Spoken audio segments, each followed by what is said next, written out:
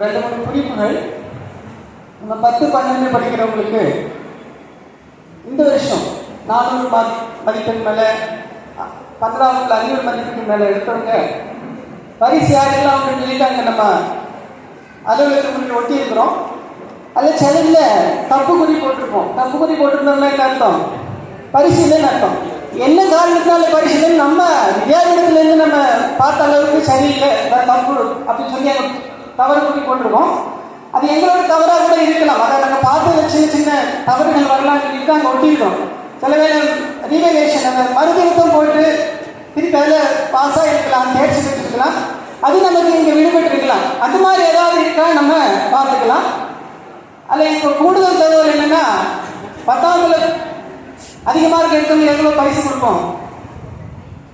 500 ரூபாய். 12ஆவதுல 1000 ரூபாய். இந்த வருஷம் தொட்டு எல்லாம் அமைப்பாளர்கள் ரொம்ப விரும்பி கேட்டுக்கிட்டாங்க அமைப்பாளர் கூட்டத்தில். அதனால் இந்த வருஷம் தொட்டு என்ன பண்ண போறோம்னா 10ஆவதுல படிக்கிறவங்களுக்கு 400 மேலே மதிப்பெண் எடுத்தா 1000 ரூபாய் பரிசு. 12ஆவதுல 500 மேலே மதிப்பெண் எடுத்தா 2000 ரூபாய் பரிசு. அமைப்பாளர்லாம் கேட்ட ரொம்ப வருஷமா நம்ம 25 வருஷமா அதே தொகையை கொடுத்துட்டு இருக்கோம் அப்படின்னு சொன்னாங்க. ஆனால் இந்த வருஷம் கூடுதல் தகவல் அதிகமாக ரூபாய் கொடுக்கலான்னு சொல்லி முயற்சி பண்ணிட்டு இருக்கோம். சாமி சொன்ன மாதிரி இதெல்லாம் அதிக பரிசு கொடுக்கணும். என்ன வேணும்? நம்ம அதிகம் வசூல் பண்ணலாம். கட்டமைப்புலாம் கொஞ்சம் அதிகம் வசூல் பண்ணலாம். அப்புறம் இன்னொன்று, நம்ம மாணவர் வருகை பதிவேடு இருக்கு. வருகை பதிவேடு பார்க்கும்போது என்னென்னா, சிறப்பு தேர்வு வரும்போது சரி, மழை தேர்வு வரும்போதும் சரி, இந்த 10 பள்ளிகளுக்கு பரிசுகள் நீங்க வரும்போது சரி, நம்ம வருகை பதிவேடு பார்ப்போம் இல்லையா? பார்க்கும்போது என்னன்னா, அதை வரலாறு வெட்டியே ஆக்சிடென்ட் போட்டிருக்கோம். அதை வெட்டிட்டு திருப்பி என்ன போட்டிருப்பாங்க? வந்திருக்காங்கன்னு பிரசன் போடுவாங்க. அப்படி தானே? அந்த மாதிரி போடக்கூடாது. சரிதானா? அப்படி போட்டால் என்ன பண்ணணும்? நம்ம கணக்கில் எடுக்க மாட்டோம். அந்த மாதிரி போடும்போது என்ன பண்ணணும்? வருகை எல்லா ஆசிரியர்களும் அதை ரொம்ப கவனிக்கணும். வருகை பதிவேட்டில் நம்ம வருகை எடுத்துட்டு கடைசியில் கூட்டி மொத்தம் எத்தனை பேர் வந்திருக்காங்கன்னு ஒரு விஷயத்தை கீழே எழுதணும். ஒவ்வொரு பக்கத்திலையும் எழுதணும். சரிதானா? சில வகுப்புகள்லாம் ரொம்ப நல்லா பண்ணியிருக்கிறாங்க, நிறைய வகுப்புகளை பண்றது இல்லை. அதனால ஒவ்வொரு பக்கத்தையும் வருகை முடிச்ச உடனே கீழே எத்தனை பேர் இருக்காங்கன்னு எழுதணும். அப்போ நீங்க நெட்டு குத்து இல்லாம எழுதணும். முதல் விஷயம். 2வது விஷயம், அது கூட்டி எவ்வளோ இருக்கு. செலவு என்ன பரிசுகள் அது ரொம்ப கஷ்டமா இருக்கும். அந்த அப்பதான் அந்த பையன் 400 மார்க் எடுப்பானு தெரியாது. அவன் தப்போ எடுத்துப்பான், சில வேலை எடுத்துருப்பான். ஆனா பையன் மாதிரி சமயம் வருவாங்களோ வரமாட்டான். அது பிள்ளைங்க கேட்கண்டா. 10 மணிக்கு படிக்கிற பிள்ளைன்னா அதுல பிள்ளைங்க சமயத்துக்கு வராது. அப்போ பரிசுன்னு ஒரு பிள்ளைங்க சில இந்த மாதிரி நம்ம நடக்கக்கூடாது. இது சொல்றதுக்கு நான் விரும்பல. ஆனாலும் சொல்ல வேண்டிய சூழ்நிலை அது நமக்கு இருக்கு. சில சமயம் எல்லாரும் நம்ம சொல்றதுக்கு இல்லை, சில சமயங்கள் அப்படி பண்றாங்க. நம்ம வெட்டுக்குத்து இல்லாம நம்ம பார்த்து அட்டண்டன்ஸ்ல வருகை பேர்ல வெட்டுக்குத்து இல்லாம நம்ம பார்த்துக்கிறது ரொம்ப நல்லது. சரிதானா? அதனால ஒவ்வொரு இது கூட என்னன்னா, நம்ம மாணவர் தொடக்கநிலை பாஸ் ஆயிருந்தாங்களா அவங்களோட வருகை பதிவேடு நம்ம எழுதணும். இளநிலை தொட்டு என்ன பண்ணணும்? நம்ம வருகை பதிவேட்டில் அவங்களோட பதிவேடு நம்ம தொடக்கநிலை பாஸ் ஆனா என்ன பதிவேடு இருக்குமோ அது வித்யாதேவி வாங்கல வித்யா பூஷன் வரைக்கும் அதுதான். அதனால அந்த பதிவேடு நம்ம கட்டாயம் தெரிஞ்சிருக்கணும். அது நம்ம எல்லாரும் நம்ம வருகை பதிவேட்டில் எழுத முயற்சி பண்ணணும். அப்புறம் இன்னொரு விஷயம் கூட, இந்த வருஷம் பரிசுகள் அறிவிக்கும் போது ஆசிரியர் பேர் கவனிங்களா, கொஞ்சம் கவனிச்சிருப்பீங்களா தெரியல. நிறைய சமய வகுப்புகளில் மாணவர்கள் பரிசு அறிவிச்சாங்களே தவிர ஆசிரியர் பேர் அறிவிக்கல. கவனிச்சிங்களா? எனக்கு தெரிஞ்சு குறைஞ்ச ஒரு 7-8 பேர் அறிவிக்கல. அப்ப என்ன பண்ணணும்? ஆசிரியரை நம்ம எல்லாரும் பதிவு பண்ணணும். இன்னும் சிலவங்க இருக்காங்க, அவங்க தான் ஆசிரியராக இருப்பாங்க, அவங்க தான் மாணவராக இருப்பாங்க. உயர்நிலை முதுநிலைலாம் அவங்க நிறைய பண்ணிட்டு. இப்ப இந்த வருஷம் ஒரு சின்ன பையன் அவரு வகுப்பு எடுக்கிறார். அவர் என்ன பண்ணிருக்காருன்னா, அவர் பேர் போடல். ஏன்னா அவர் தான் வகுப்பு எடுக்கிறார். இத்தனைக்கு 10ஆம் வகுப்பு படிக்கிறார். அவர் பேரு பண்ணி அறிவிச்சாங்க. அவருக்கும் பரிசு இல்லை. அந்த மாதிரி வரும்போது ஏன்னா அவன் இப்பதான் 9ஆம் வகுப்பு முடிச்சு 10ஆம் வகுப்பு வரும்போது ஆசிரியராக படிக்க மாட்டேன், வாய்ப்பு இல்லை. ஆனா மாணவர் பதிவாவது படிச்சிருக்காங்களான்னு கேட்டால் மாணவர் பதிவு படிக்கல. ஏன்னா அவர் வகுப்புல ஆசிரியர். ஆனா நம்ம ஒரு விஷயம் கவனிக்கணும். நம்ம முதுநிலை படிச்சாலும் சரி, உயர்நிலை படிச்சாலும், சமயம் ஆசிரியராக இருந்தாலும் என்ன பண்ணணும்? நம்மளை பொறுத்தவரை ஆசிரியராக இருந்தாலும் நம்ம யாரு தான்? ஒரு உயர்நிலையோ முதுநிலையோ வளர்நிலையோ மாணவன். அது நம்ம நல்லா ஞாபகம் வச்சுக்கணும். நம்ம எவ்வளவு தூரம் ஆசிரியராக இருந்தாலும் நம்ம யாரு தான்? சாந்துணையும் கல்லாதவாறு சார்ந்த வரைக்கும் படிக்கணும்னு சொல்றாங்க. அதனால நம்ம எல்லாருமே என்னது அடிச்சுட்டே இருக்கக்கூடிய நம்ம எல்லாரும் மாணவர்கள் தான். நீங்க ஆசிரியராக இருந்தாலும் சரி, பெரியவர்கள் லிஸ்ட்ல நீங்க உங்க பேர் எழுதணும். மட்டன் லிஸ்ட்ல வருது மாணவர் பதிவா, மாணவர் பதிவா உங்க பேர் எழுதணும். யாரெல்லாம் தன்னை மாணவனா நினைக்காங்களோ அவங்களும் ரொம்ப உயர்ந்த மனசுள்ளவங்க இருக்கு. ஒவ்வொரு விஷயம் நம்ம உள்ள போகணும்னு நினைச்சுட்டே இருக்கக்கூடிய ஆர்வம் உள்ளவங்களா இருப்பாங்க. சரிதானா? நம்ம அதுக்கு இந்த 3 விஷயத்தை நம்ம கவனிக்கணும். இது போக நம்ம வித்யார்த்தி நம்ம வாய்மொழிக்க நான் ஏற்கனவே நான் உங்ககிட்ட பேசிட்டு வந்த விஷயம், நம்ம வித்யார்த்தி வாய்மொழி தேர்வு இங்க வந்த டைம்ல நேரத்தில் நம்ம கேட்டோம், நீங்க இல்லையா வித்யார்த்தி பட்டம் வாங்குறீங்க அப்படின்னு சொல்லி கேட்டோம். அப்போ ஒவ்வொருத்தரும் ஒவ்வொரு காரணம் சொன்னாங்க. எங்க அம்மா என்ன சின்ன வயசுல இருக்கே வித்யார்த்தி ஆகணும்னு சொல்லி சொன்னாங்க, அதான் நான் பட்டம் வாங்க போறேன். எங்க ஊர்ல யாருமே வித்யார்த்தி வாங்கிட்டு இல்லை எங்க சமீபத்துல, அதனால எங்க ஊருக்கு ஒரு பெருமை சேர்க்கணும், அதனால நான் வித்யார்த்தி பட்டம் வாங்க போறேன். ஆனா இன்னொரு இருந்தாங்க, எனக்கு பாடம் எடுக்கிறதுக்கு நான் ஒரு ஹிந்து, நான் சமீப ஆசிரியர் ஒரு அங்கீகாரம் கிடைக்கணும்னா என்ன வாங்கிக்கணும், வித்யார்த்தி பட்டம் வாங்கி பல கருத்துக்கள் சொன்னாங்க. அது நான் இந்த மாதிரி கருத்துக்கள்லாம் சொன்னாங்க. ஆசிரியர் பக்கத்தில் கேட்டேன், நீங்க எல்லாம் எப்படி வித்யார்த்தி பட்டம் வாங்கணும்னு நினைக்கிறீங்க? ஒருத்தரும் வாயில. அப்புறம் நான் திரும்பி கேட்டேன், சரி வித்யார்த்தி பட்டம் ஏற்கனவே வாங்கியிருக்கீங்களா?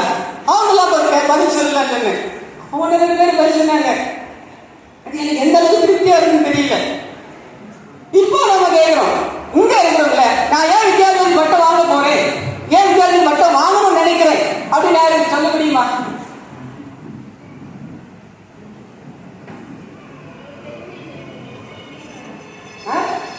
நமக்கு ஒரு பெருமை நல்லதுதான். வித்யார்த்தி பட்டம் வாங்க நான் திருப்பி இந்த மாதிரி கருத்துல நிறைய சொன்னாங்க. அதை நான் சொன்னேன், எனக்கு எல்லாம் திருப்தி இல்லை. நான் சொன்னேன், வித்யார்த்தி பட்டம் வாங்குறது ஏன்னு கேட்டா நான் ஒரு ஹிந்துவா வாழறதுக்கு. என்ன நமக்கு ஹிந்தி எப்படி வாழணும்னு தெரியல. இப்ப பங்களாதேஷ்ல அடிக்கிறான், யார் அடிக்கிறான்? நம்ம சகோதரிகள் அடிக்கிறான். நான் வீடியோ பார்க்க ஒவ்வொருத்தரும் ரொம்ப கஷ்டமா இருக்கு. யாரு ராணுவ வீரர்கள் முதற்கொண்டு முஸ்லீம்கள் ஒவ்வொருத்தரும் அடிக்கிறான். யாரு? நம்ம சகோதரிகள், நம்ம சகோதரர். நம்ம இந்துவான சொல்லி ஒரு பெண் அடிக்கூடாது, குழந்தை அடிக்கூடாது. ஆனா அந்த வீடியோ பாத்தீங்கன்னா விரட்டி அடிக்கிறான் குழந்தை, சகோதரிகளை விரட்டி அடிக்கிறான். அப்ப அவங்க நல்லவங்களா கெட்டவங்களா? அங்க இருக்கிறவங்க பங்களாதேஷ்ல இருக்கிறவங்க நல்லவங்களா மோசமானவங்களா? நீங்க தான் நினைக்கிறீங்க, நல்லவங்களா மோசமானவங்களா?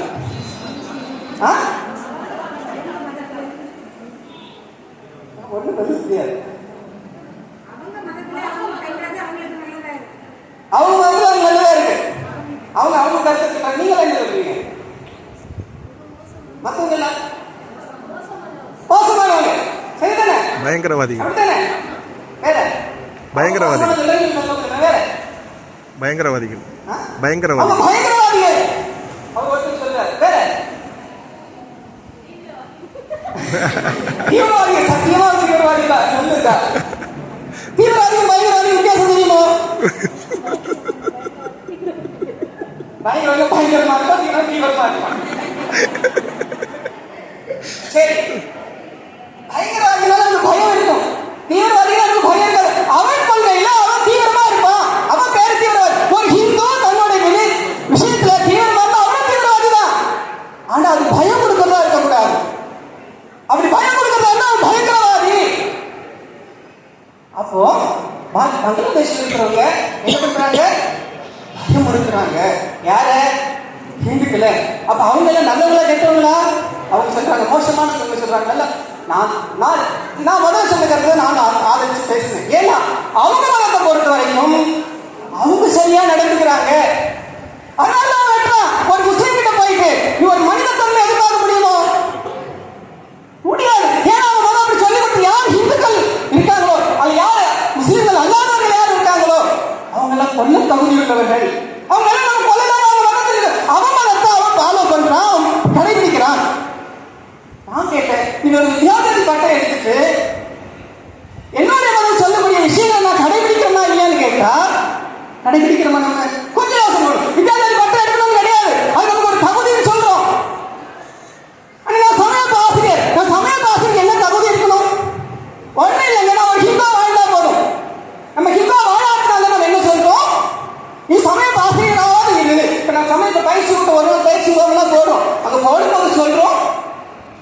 இது எல்லா விஷயம் பொதுவாக எல்லா இந்துக்களும் கடைபிடிக்கணும். ஆனா சிறப்பு பயிற்சி ஏன் போடுறோம்னா 5 லட்சம் ஒரு ஆசிரியராக இருக்கும் ஒரு நல்ல ஹிந்து வாழும் நாங்க எதிர்பார்க்கிறோம். ஹிந்து வித்யாபீடம் எதிர்பார்க்குது. என்ன பண்ணணும்? ஒரு ஹிந்து ஒரு சில சமயம் ஆசிரியர் ஒரு சமயம் மாணவன் என்ன பண்ணணும்? என்ன பண்ணணும்? பேசுறது ஹிந்து தீவிரவாதியா இருக்கு. ஹிந்து தீவிரவாதி முயற்சி பண்ணணும். ஒரு சாமி ரெண்டு பேரும் கலந்து பண்ணாங்க. பங்களாதேஷ்ல இருக்கிறாங்க. கடவுள் பாத்துக்கொண்டு இருக்கிறாரு. ஐயா ஒரு இந்துக்கள் அப்பா இந்துக்கள் ஒரு பாவப்பட்டோம். இந்துக்கள் சொன்னாலும் முட்டாள் இந்துக்கள் சொல்றான். அந்த முட்டாள் இந்துக்களை சொல்றது ஒரு பிரச்சனை ஈஸி, ரொம்ப ஈஸி சொல்ற. அந்த பாவத்தை கொல்றது கடவுள் பார்த்துட்டு இருப்பாரு இல்லையா? பார்த்துட்டு இருக்க மாட்டாரு. அந்த கடவுள் நல்ல கடவுளா? நாசமாக கடவுள் அப்படிதானே? அந்த கடவுள் பார்த்துட்டு இருக்காரா இல்லையா? அப்ப அந்த கடவுள் நல்ல கடவுளா? இல்ல, சத்தியமா நீங்க நல்ல ஹிந்துக்கள். அதனால தான் சொல்றேன். நம்ம ஹிந்துக்கள் ஹிந்து கடவுள் நம்ம கடவுள் யாரும் அந்த அளவு புரிஞ்சு வச்சிருந்தாங்க. அதனால தான் சாமி அந்த எல்லா மணியும் சொல்லுவாங்க. யாருக்காவது ஏதாவது கஷ்டம் வந்தா நம்ம போய் பிரார்த்தனை பண்ணுவோம். பிரார்த்தனை நிறைவேற்றினா அவர் நல்ல கடவுள். இல்லைன்னா அந்த கடவுளுக்கு கண்ணில மூக்கில வாயில வயிறுல எல்லாம் சொல்லி திட்டுவோம். திட்டிட்டு இன்னொரு கடவுள் இருக்காரான்னு கேட்டுப்போம். அது மதமா இருக்குது உள்ள பகுதியில் கடவுளா இருந்தாலும் கவலைப்பட மாட்டோம். ஏன் கேட்டா நம்ம ஹிந்துக்கள் நம்ம கடவுளை பத்தி அப்படி புரிஞ்சு வச்சிருக்கிறோம். அப்போ அப்பாவி ஹிந்துக்களை கொன்றது கடவுளுக்கு சம்மதம் அப்படியே இல்லையா? இப்போ கடவுள் எப்படிப்பட்டவர்? நம்ம சொல்லுதுன்னா கடவுள் எப்படிப்பட்டவர்னா சூரிய வெளிச்சம் மாதிரி உள்ளவர். சூரிய வெளிச்சம் எப்படி இருக்கும்? பிரகாசமா இருக்கும். அதுல ஒரு காய்ச்சல் அடிக்கும். காய்ச்சல் அடிக்கணும் சூரிய வெளிச்சம் பட்டா எப்படி இருக்கும்? ரொம்ப இதமா இருக்கும் இல்லையா? சந்தோஷமா இருக்கும். அவன் இருப்பான். அந்த நேரத்தில் சூரிய வெளிச்சம் சூரிய வெளிச்சம் சொன்னாக்கா அந்த வெப்பம் சூரிய வெப்பம் அதே ஒரு குழு மேல பட்டுனா அப்போ கொல்லாங்கோ சூரிய பகவான் கொல்லாங்க. சூரிய பகவான் எப்படிதான் இருக்காரு? ஒரே வெளிச்சம் தான் கொடுக்குறாரு. ஆனா காட்சிக்காரருக்கு ரொம்ப ஹிதமா இருக்கு. குழுவுக்கு கொல்றாரு. இதே மாதிரிதான் கடவுளை பொறுத்த வரைக்கும் அவர் கர்ம நீதியை பின்பற்றுவார். அவர் விட்டுவார். கர்ம நீதி படி வேலை செய்ய விட்டுவார். நம்ம சாதாரண வாழ்க்கையெல்லாம் படிக்கிறோம். அது படிக்கும் போது வருது பேலோ பேலோ அப்படியெல்லாம் வருது. அங்க யாரு இருக்கா பேலோ பேலோல? கொள்ளக்காரன் வர. அந்த கொள்ளக்காரன் நீ சாதாரண அப்பா அம்மான்னு கூப்பிட்டாங்க அப்படின்னு சொன்னாங்க. அங்கே ஒரு காளி கோயில் இருக்கு. அந்த காளி கோயில் ரொம்ப ஃபேமஸ் கோயில். என்னன்னா யாரெல்லாம் கொள்ளடிக்க போறானோ அவன் எல்லாம் போய் அந்த தேவிட்ட பிரார்த்தனை, அம்மா தேவி நான் கொள்ளடிக்க போறேன், என்ன பண்ணணும்? காப்பாங்க. நிறைய கொள்ளடிக்கிறது வாய்ப்பு கொடுக்கணும். நீ எனக்கு துணை வரணும். சரிதானே?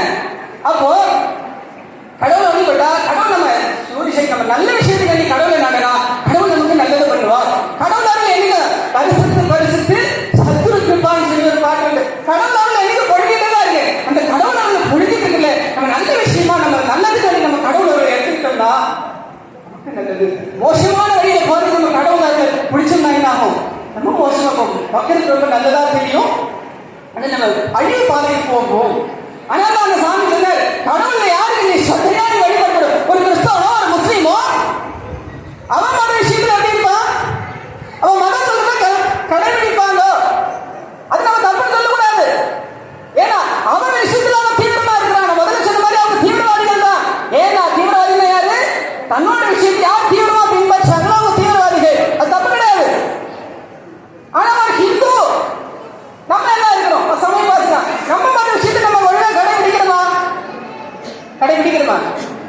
இல்ல. நான் அங்க ஆசிரியர்கிட்ட கேட்டு நான் தினசரி கோயிலுக்கு போகணும் கைது. அங்க 110 பேர் இருந்தாங்க ஒரு ஒன்றியத்துல. ஒரே ஒரு ஆள் கைது. அப்படின்னு நான் தினசரி விளக்கேற்று வழிபாடு பண்ணுவேன். நான் தினசரி என்னோட கடவுள் பேரை நான் சொல்லுவேன். என்னோட இஷ்டத்தை நாமத்தை நான் சொல்லுவேன் அப்படின்னு எத்தனை பேர் இருக்கும்? இருந்தாங்க. நம்ம மத விஷயத்தை நம்ம ஒழுங்கா கடைபிடிச்சோம்னா நமக்கு கடவுள் கூட இருப்பார். நமக்கு கடவுள் அருள் நிறைய கிடைக்கும். அதனால நம்ம என்ன பண்ணணும்? ஆசிரியர்கள் அல்லது வித்யார்த்திகள் எல்லாரும் மாணவர்கள் எல்லாரையும் இந்து மதத்தை கடைபிடிக்கக்கூடியவங்களா நம்ம